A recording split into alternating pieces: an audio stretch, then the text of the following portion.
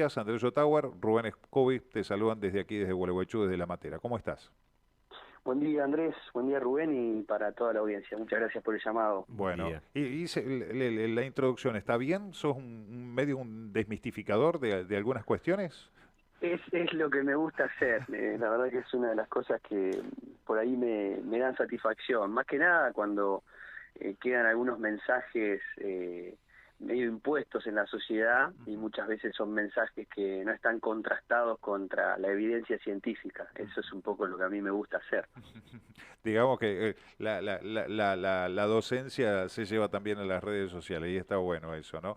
Eh, Sin duda. José, a ver, vamos a partir, porque decía yo de que es un tema que por ahí es muy desconocido, pero es algo que se está hablando cada vez más por ahí en el ámbito tuyo, de la agronomía, de los productores y demás. Se está, digamos, para algunos es conocido, pero también para la gran mayoría de la gente que por ahí te siguen a través de las redes sociales, son algunas cuestiones un tanto difíciles o intrincadas. Esto de la huella del carbono, el efecto invernadero, las vacas contaminan, viste que también están estas cuestiones, que muchas veces parece que fueran una gran industria contaminante las vacas. Pero bueno, vamos a arrancar por el carbono, a ver si nos podés clarificar un poquito la cuestión por ese lado. Vamos a arrancar por el carbono. ¿Qué es el carbono? Vamos a empezar por ahí. Bueno, arrancamos sí por el principio, podríamos decir. Exactamente. La realidad es que el ser humano y a partir de lo que ha sido su actividad antrópica, cuando uno mira la evolución del dióxido de carbono atmosférico, vemos un incremento sostenido, ¿no? O sea, hace más de 800.000 años que los niveles de CO2 atmosférico no subían por encima de las 350 partes por millón, y hoy estamos superando ampliamente ese nivel, lo cual, bueno, está asociado justamente a las emisiones del ser humano. Ahora, previo a esto, habría que pensar, cuando hablamos, porque hoy estamos todos hablando del cambio climático Ujú. y estamos viéndolo con mucha preocupación. Yo creo que más que preocupación tenemos que ser cautelosos en ese análisis, pero el cambio climático se habla, ¿no? El cambio climático hay un cierto consenso de que ha sido provocado por el hombre, ¿no? Los gases de efecto invernadero, que son, siempre digo, es como la frazada que cubre el planeta, y de hecho, si no estuvieran esos gases de efecto invernadero, viviríamos en un planeta extremadamente frío, un planeta mucho más parecido a Marte Ujú. que lo que es la Tierra, ¿no? La temperatura promedio a nivel global es de unos 15 grados, en Marte es menos 18, y una de las razones por las que tenemos esa temperatura tiene que ver con esa frazada que son los gases de efecto invernadero. El problema es que la frazada se está haciendo más gruesa, eso sería como para resumirlo. Claro. Y ese hacerse más gruesa, hay bastante evidencia que lo que muestra es que está generando un aumento de temperatura. ¿Qué pasa? ¿Por qué digo que hay que ser cautos con cómo se interpreta el cambio climático? Porque hay un concepto que nadie menciona cuando habla de cambio climático, que es el de incertidumbre. Pensemos que los registros climáticos recientes, si uno piensa para atrás, no tienen mucho más de 150 años. Cuando hablamos de temperaturas récords y hemos visto noticias por ahí Sí. bastante fatalistas, que a los medios de comunicación a veces les gusta poner alguna noticia fatalista, dicen es la temperatura más alta registrada en la Tierra. Bueno, eso es falso, ¿no? Eso es la temperatura más alta registrada desde que tenemos registros climáticos actuales, ¿no? O sea, termómetros, Sí. con lo cual hace unos 150 años. Para ir para atrás, ¿qué se hace? Se busca evidencia en, por ejemplo, sacando núcleos de hielo de la Antártida, y por eso podemos ir hasta 800.000 años para atrás. Y ya para ir más para atrás hay otras técnicas más complejas. Pero ese sería como el gran primer resumen. Y hasta ahí fíjate que no hemos hablado de vacas, ¿no? Hemos Claro. hablado del Sí. hombre, hemos hablado del dióxido de carbono, que es uno de los gases de efecto invernadero, y cuando se habla de vacas entramos en otro terreno. Y si, no sé si con eso respondí al principio, si querés seguir con otra pregunta o si No, sigo no, no. hablando de vacas. Ahora agarrá por el lado de las vacas, que es lo que nos interesa en este aspecto. Bueno, justamente las vacas, ¿qué rol tienen ahí? Bueno, las vacas emiten metano, ¿no? El metano es un un subproducto de su digestión.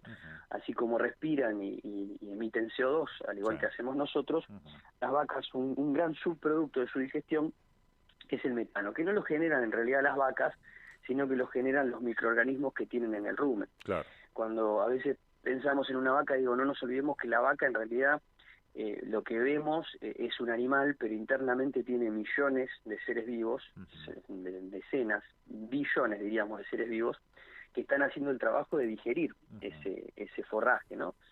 Cuanto más forraje hay en la dieta, o sea, cuanto más el animal está en condiciones de pastoreo, más emiten metano, porque digamos el subproducto de ese metano es un subproducto básicamente de la parte fibrosa de la dieta.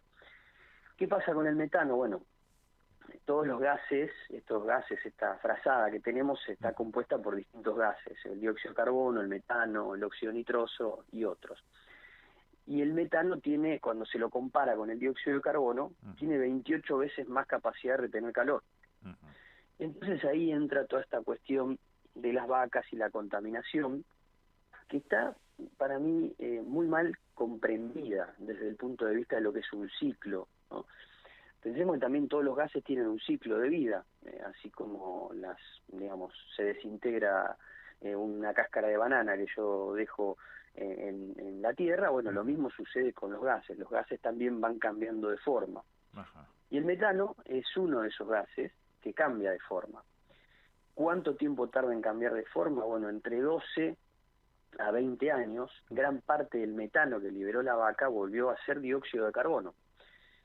Y lo que tiene de fabuloso este ciclo es que el dióxido de carbono, si recordamos lo que por ahí vimos en la escuela, quienes no siguieron una carrera o no siguieron, digamos, una carrera técnica o una carrera en la parte biológica, la fotosíntesis tiene esa capacidad, ¿no?, de absorber ese CO2 que estaba en la atmósfera, absorberlo, volverlo a fijar, pasa a ser parte de la planta y vuelve entonces a ser parte después del animal cuando el animal vuelve a comerlo. Entonces es un ciclo que se cierra de alguna manera y difiere mucho, es un ciclo que logra cerrarse, y difiere mucho de lo que son la extracción de combustibles fósiles, por ejemplo. O sea, en gran medida lo que estamos viendo, ese aumento de CO2 en la atmósfera, de dióxido de carbono atmosférico, tiene gran relación con las emisiones asociadas a los combustibles fósiles. Cuando sacamos un combustible fósil, es algo que estaba enterrado por lo menos a 10 kilómetros de profundidad de la Tierra y lo estamos quemando en la atmósfera. Eso es carbono nuevo. Cuando estamos comiendo una pastura, un recurso forrajero con una vaca, eso es carbono que ya estaba, existe ahí. Entonces hay una diferencia significativa y fundamental que si nosotros no logramos comprender ese ciclo, entonces nos cuesta mucho entender cuál es el rol de ese animal en el cambio climático.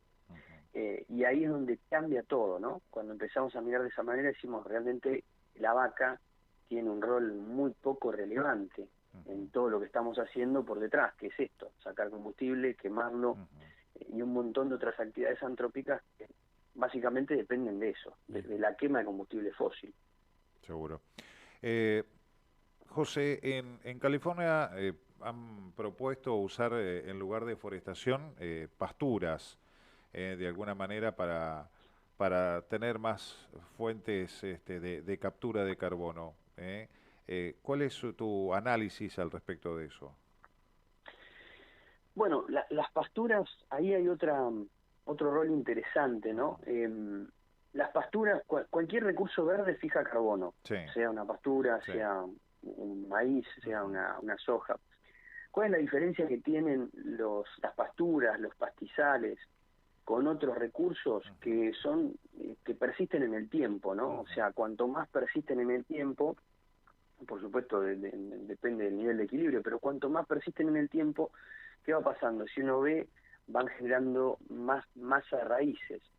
Entonces, la capacidad, ese recurso que persiste un tiempo más largo en el campo, lo que está haciendo es fijar más tiempo carbono y meterlo en el suelo. Pensemos que hay distintos lugares donde uno puede hoy guardar carbono. ¿Dónde podemos guardar carbono? Como seres humanos hoy, nuestra mayor capacidad de guardarlo está en el suelo. Exacto. El suelo es el segundo reservorio más importante de carbono. Y el primero sería el mar, ¿no? El agua de mar, que hoy está el dióxido de carbono metiéndose de a poquito en el mar, pero bueno, eso el hombre no lo puede hacer hoy no tiene una forma de hacerlo en forma adrede, ¿no? Lo puede, sucede naturalmente. Ahora, en el suelo sí podemos tomar medidas y adoptar estrategias que nos permitan, de alguna manera, usar ese suelo como una caja de ahorro, ¿no? Es decir, bueno, Claro. estoy metiendo carbono en el suelo, lo voy almacenando, y si soy cuidadoso en el manejo que hago de ese suelo, en el manejo que hago de ese recurso, hoy, por ejemplo, la Argentina, los trabajos científicos lo que muestran es que nuestros suelos están al 50% de la capacidad de captura. Es decir, tenemos el vaso medio lleno, tenemos todavía medio vaso más para llenar y seguir metiendo carbono. Y es un poco lo que muestran algunos trabajos, ¿no? Muestran que la Argentina es uno de los países que, a diferencia de lo que sucede, por ejemplo, con Europa, es un aportante neto de servicios ecosistémicos y que tiene que ver con esto, ¿no? Es un aportante neto, es un capturador neto de carbono, a diferencia de, bueno, por ejemplo, bueno, países europeos, como digo, incluso Estados Unidos, China, que son directamente, digamos, aportantes netos, o sea, que emiten más de lo que Claro. capturan, ¿no? En este caso son países más emisores que capturadores de carbono. Exactamente. Exactamente. En ese balance o en ese equilibrio que vos este, haces referencia. ¿Y cuál es la importancia de las pasturas a la hora de la captura del carbono? Bueno, las Y pasturas, de sí. digo, las pasturas, digo, los pastos en general, y también de los rumiantes en todo esto, ¿no? Bueno, ahí donde se vuelve otra cosa que es súper interesante. Ujú, Cuando se habla de eliminar el rumiante, ujú. hay, digamos, hay visiones, en este caso, visiones extremas, ¿no? Bueno, como los seres humanos que somos, tenemos visiones de todo Sí. tipo y color. Algunos Ujú, somos más extremistas, otros ujú, menos extremistas, pero hay algunas visiones extremistas que hablan de eliminar el rumiante. Lo curioso es que la eliminación del rumiante ujú, está probado científicamente en muchos lugares del mundo. Recientemente hubo un trabajo hecho por investigadores de la UBA, ujú, en donde lo que hicieron fue evaluar clausuras, ¿no? Dejaron cerrados lotes. Dijeron, bueno, vamos a cerrar lotes de pasturas o pastizales, los ujú, dejamos cerrados, no los tocamos, ujú, y estuvieron así 40 años. Y otro lote tenían animales, ujú, común, ¿no? Un lote al lado de un campo, y el otro lote tenían animales. Lo que encontraron fue que en aquellos lotes donde había animales, ujú. había más carbono en el suelo que en el lote colindante, en el lote al lado, Claro. literal, era lo mismo, el mismo suelo, Ujú, mismo, todo igual. ¿Y esto por qué sucede? Porque si yo tengo una pastura y la dejo crecer indefinidamente, en un momento llega a un máximo y empieza a haber muerte de ese material vegetal. Ah, mira, Si hay muerte, hay respiración, y hay emisión de CO2 claro. y deja de haber captura, ¿no? Porque lo mismo que lo que está fijando es lo que se está muriendo. Ahora, si yo tengo un animal Ujú, que periódicamente remueve eso verde que está arriba, ujú. cada tanto entra y pastorea, Sí.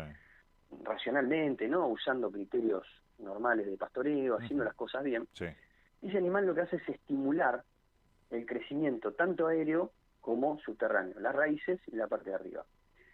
Entonces encontraron más carbono en ese sistema. ¿Por qué? Porque, bueno, respetaba los ciclos naturales. Digo, las pasturas han coevolucionado con rumiantes en muchos lugares del mundo. Entonces, digamos, el rumiante y la pastura lo que hacen es permitir cerrar este ciclo virtuoso Ujú, en el que si hacemos bien las cosas, si manejamos bien la pastura y los animales, ¿sí? Con técnicas de pastoreo adecuados, reponiendo los nutrientes en caso de, bueno, que nos estemos llevando nutrientes en forma masiva. Si hacemos las cosas bien, el círculo virtuoso se cierra y logramos capturar mucho más carbono que si dijéramos, bueno, vamos a eliminar todos los rumiantes y a permitir que todo vuelva a su estado natural, ¿no? Porque el estado natural justamente es eso, es una pastura que dejó de crecer, que está seca y que claro. posiblemente incluso aún peor, se queme en algún momento, porque la naturaleza tiene formas variadas de dejar, Sí. digamos, de remover biomasa, y una de las más comunes, cuando no hay rumiantes, pasa en todo el mundo, Ujú, es el incendio. En algún claro. momento se incendia eso y se libera todo el carbono que fijó en algún momento de ese ciclo, ¿no? O sea que El rumiante, la vaca, para prevenir también estos siniestros, es fundamental, es Sin duda. necesario. Mira, te cuento una anécdota, Ujú. algo que me ocurrió. Yo viví un tiempo en Nueva Zelanda Ajá. y nosotros vivíamos había unas sierras en Lincoln, en la isla sur, Ujú. y había unas sierras enfrente del lugar donde vivíamos nosotros, y en un momento se empezaron a incendiar en forma masiva. En verano, el verano en la isla sur es muy seco, y se empezaron a incendiar en forma masiva. Un incendio que, bueno, finalmente controlaron, pero fue devastador para toda esa zona, incluso desde el punto de vista paisajístico, ¿no? Porque Ujú. ellos hacen mucho hincapié en el paisaje. A los 2 meses sale una nota de quien era mi profesor, mi mentor en Nueva Zelanda, Ujú. y él explica que el incendio, la causa principal de ese incendio era la enorme acumulación de biomasa que había sido generada porque habían retirado las ovejas de ese lugar. Mira. Es decir, por una cuestión también ambientalista Ujú. y Ujú. distintas razones, y por mal manejo también, porque las ovejas estaban erosionando eso, Claro. habían decidido, en lugar de mejorar el manejo del pastoreo, eliminar los rumiantes. Esa eliminación de rumiantes, en un ambiente seco, en un ambiente de alta temperatura y viento en verano, solamente requiere un poquitito, una chispa, Ujú. lo que sea, un vidrio que se cayó y hizo efecto lupa, generó ese incendio. Entonces, efectivamente también cumplen un rol ecológico. Ni hablar de lo que sería la seguridad alimentaria a nivel global, ¿no? Si Claro. uno pensara en eliminar el rumiante, lo Ujú. cual agrava aún más Sí. la visión tan extremista de eliminarlos. Sí. Y hay gente que propone hasta carne sintética a la hora de eliminarlos. Es factible eso? ¿Cuál es tu opinión al respecto? Eh, bueno, la carne sintética ha sido fogoneada Ajá. fundamentalmente por algunas personalidades influyentes Ujú. que no esconden sus inversiones en estas empresas. Ah, bien. Entre los más famosos, Bill Gates. Sí, Bill señor. Gates, Sí. el filántropo favorito Ujú. de muchos. Bill Gates promueve la carne sintética y él dice abiertamente que tiene inversiones en estas empresas. La realidad es que la carne sintética, o sea, tenemos dos formas de ver esto, ¿no? Ujú. Yo digo, si uno tiene la posibilidad de utilizar energía solar, que es gratis, Ujú. o sea, hoy nadie te va a cobrar por usar el sol, Exacto. agua de lluvia, que es gratis, Ujú. nadie te cobra por utilizar agua de lluvia. Lo único que puede tener un costo sería los nutrientes del suelo, que Ujú. también, depende de cómo lo estés manejando, se pueden reponer por distintas vías, Ujú. algunas químicas, pero otras biológicas. Ujú.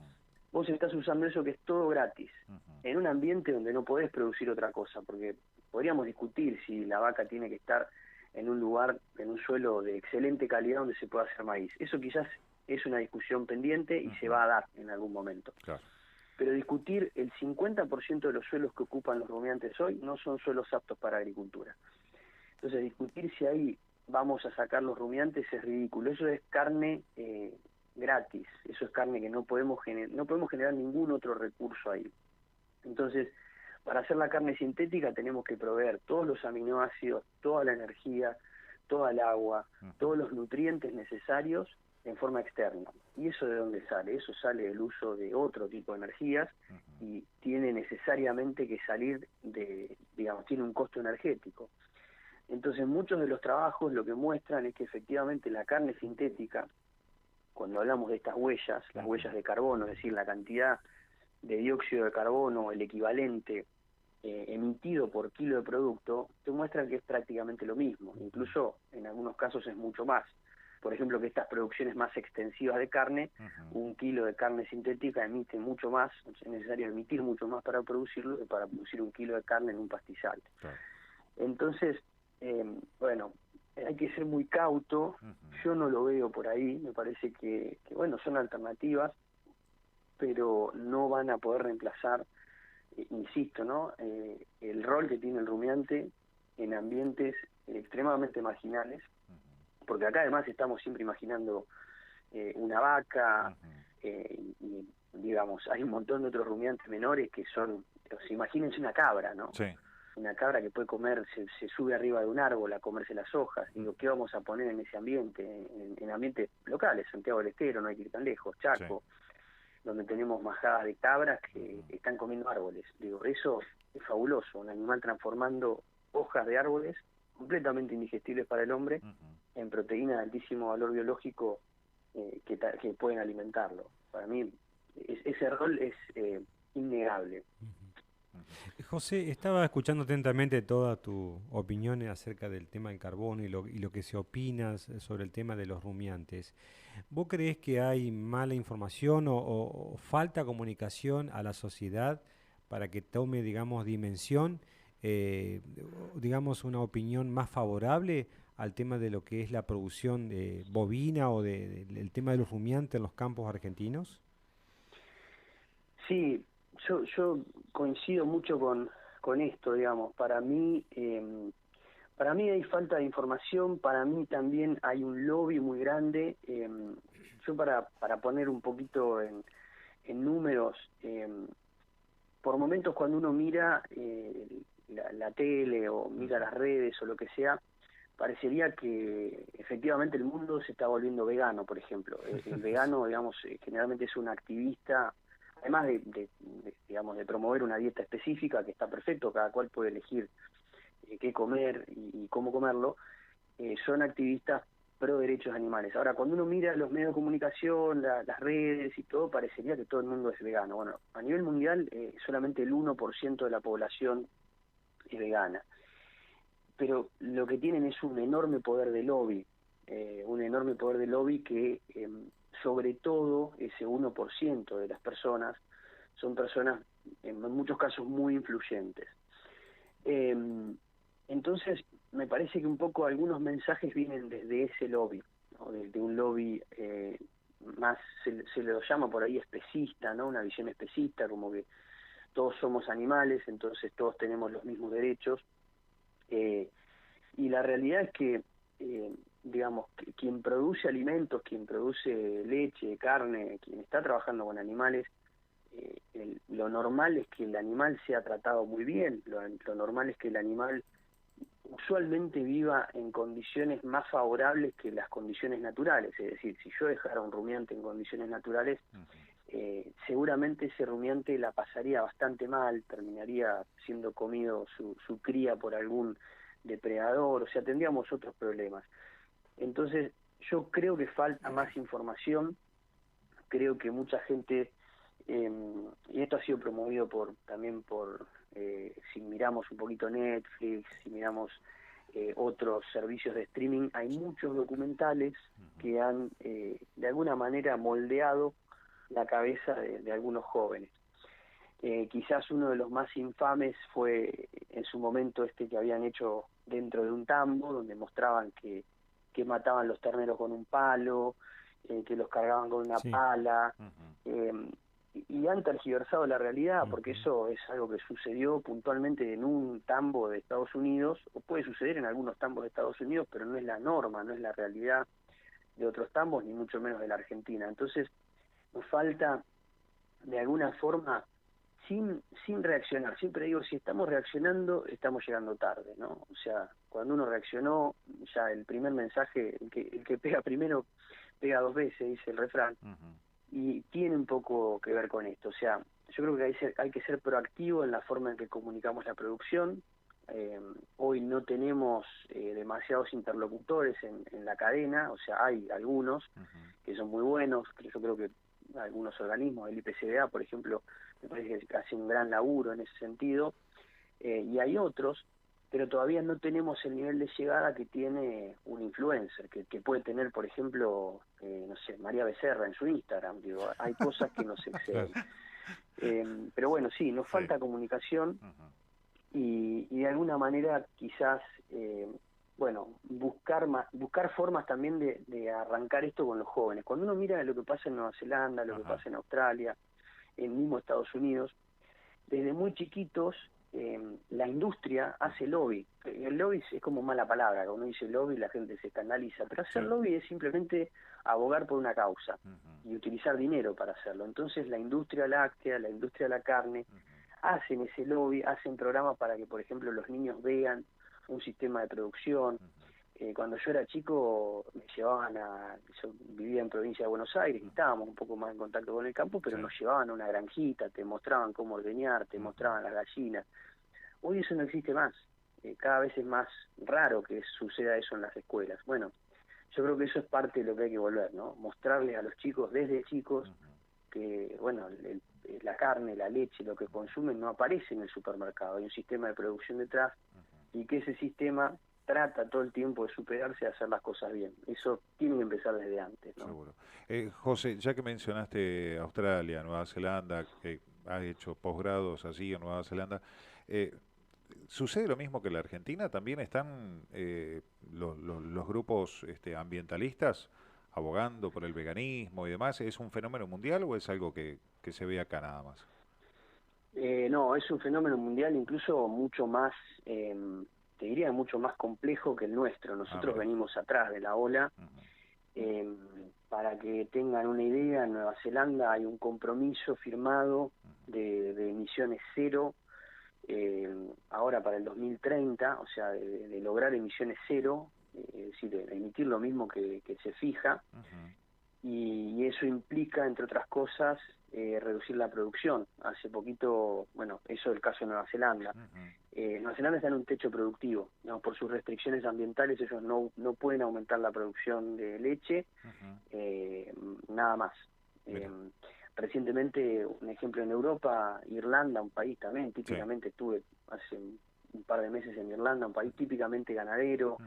En Irlanda planteaba el gobierno irlandés matar 200.000 vacas ¿Eh? para alcanzar los compromisos ambientales, a ese nivel, ¿no? O sea, pedirle a los tamberos, básicamente son muchas vacas de tambo, Sí. que sacrificaran 200.000 vacas. Holanda, otro Ujú. ejemplo de Holanda, el gobierno holandés finalmente terminó cayendo, entre otras cosas, el gobierno holandés por algunas de las propuestas a sus farmers, pero proponían cerrar 5.000 establecimientos agropecuarios para que directamente se convirtieran en una especie de reserva, ¿no? Ellos le llaman un landscape, Sí. ¿viste? Entonces una reserva ambiental. Ujú. Entonces hay un delirio global, yo lo llamo, realmente creo que es un delirio, porque estamos en una paradoja. Por un lado, el mundo aumenta su población. Sí. Eh, Demanda más por- alimentos, inclusive. Exactamente, demanda más alimentos y la primera deficiencia, al mundo no le falta hoy energía. ¿Sí? El mundo no está deficitario de energía, el mundo está deficitario de proteína. Ujú. Eso es lo más grave. Entonces, ¿de dónde va a salir la proteína? Tenemos Europa que cada vez avanza hacia prácticas que ellos consideran sustentables, Ujú. que lo que hacen es reducir la producción, menos uso de insumos, bueno, extensificación de la producción. Ujú. Eh, y por otro lado impone, como sucede hace poquito, impone algunas normas Ujú. que nos limitan también la producción en los países latinoamericanos. Sí. ¿Y cómo hacemos, digamos, si cada vez producimos menos por unidad de superficie, como hace Europa, con sus técnicas de manejo que van hacia atrás, Ujú. para alimentar un mundo que va en aumento? Y además Entonces, el costo del alimento, al haber menos oferta, va a haber un aumento en bueno, el costo de ese alimento para... exactamente, ¿no? Esa es la otra gran pregunta que Ujú, surge de todo esto, porque cuando uno mira, ¿no? Y nos metemos más en detalle, ahora ujú. es un poco off topic esto, pero no Sí. estamos hablando específicamente de ganadería, pero Ujú, si uno mira un poquito cuando se habla de una dieta vegana ujú. o alimentos orgánicos, eh, que está todo muy lindo, todo muy fantástico, pero son alimentos más caros. Sí. Entonces, cuando uno plantea, bueno, vamos hacia un sistema, por ejemplo, orgánico, como hace Europa, un alimento orgánico hoy en góndola en Argentina puede costar 100% más que el alimento común. Ujú. Y eso tiene una relación con que el sistema orgánico produce a nivel global, esto Ujú. está estudiado, entre 25 y 30% menos. Claro. Entonces es lógico que cueste más caro. Ahora, si yo voy hacia alimentos más caros, como bien mencionás, ¿quién va a acceder a ese alimento? Eh, y volviendo al rumiante, digo, Ujú. acá es la fuente de alimento. Hay 400 millones de personas en el mundo, sobre todo en toda la zona del África subsahariana, Ujú. en Centroamérica, sí, que hay zonas también muy complejas, que dependen exclusivamente de ese rumiante para satisfacer su demanda de proteína. Claro. Porque, insisto, la energía, yo puedo comer maíz, Ujú. yo puedo comer sorgo como comen en África, Sí. pero eso no me va a dar la proteína que necesito, el aminoácido esencial que necesito, que lo voy a tener que sacar de la carne o de la leche.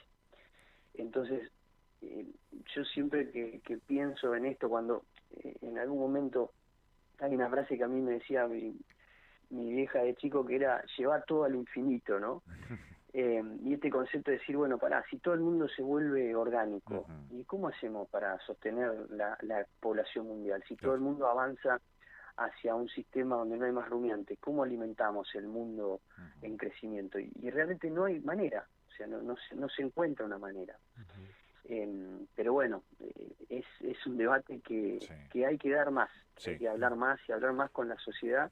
Y pensando, ojo, que los chicos que hoy están viendo estos videos, mucho TikTok, muchos videitos en contra del sector, son nuestros futuros legisladores, son nuestros futuros dirigentes, son quienes van a tomar decisiones en respecto de sus compras, de sus inversiones. Entonces, bueno, cuidado con pensar que porque es un fenómeno minoritario, no nos va a afectar, ¿no? Porque justamente están apuntando a las generaciones más jóvenes que, bueno, de aquí a 10 años van a estar sentadas del otro lado tomando decisiones que nos van a afectar. Seguro. José, estamos a 2 minutos del cierre del programa. Te queremos agradecer enormemente, enormemente estos minutos que nos ha brindado. Por ahí la charla iba encaminada para un lado, pero terminamos para el otro. Le digo a la gente que lo puede encontrar a José Jáuregui en Twitter o en X, como quieran llamarlo. Búsquenlo como José Jáuregui.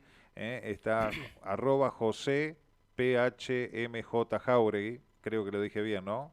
Sí. Sí, sí. Perfecto. Y va a encontrar cosas realmente, contenidos muy, pero muy interesantes de José, que es un gran desmistificador de algunas cuestiones que, entre otras, estábamos hablando. Y sobre esto de la huella del carbono, la captura del carbono, hay que seguir hablando, hay que seguir dando difusión, al igual que las emisiones de efecto invernadero o las emisiones de metano, que no todo lo que es malo en ese sentido. José, te agradecemos enormemente. Que tengas un buen fin de semana. Muchas gracias por el llamado, igualmente para ustedes y para toda la audiencia. Un abrazo. Un abrazo Saludos. grande. Hasta luego. José Jáuregui, se lo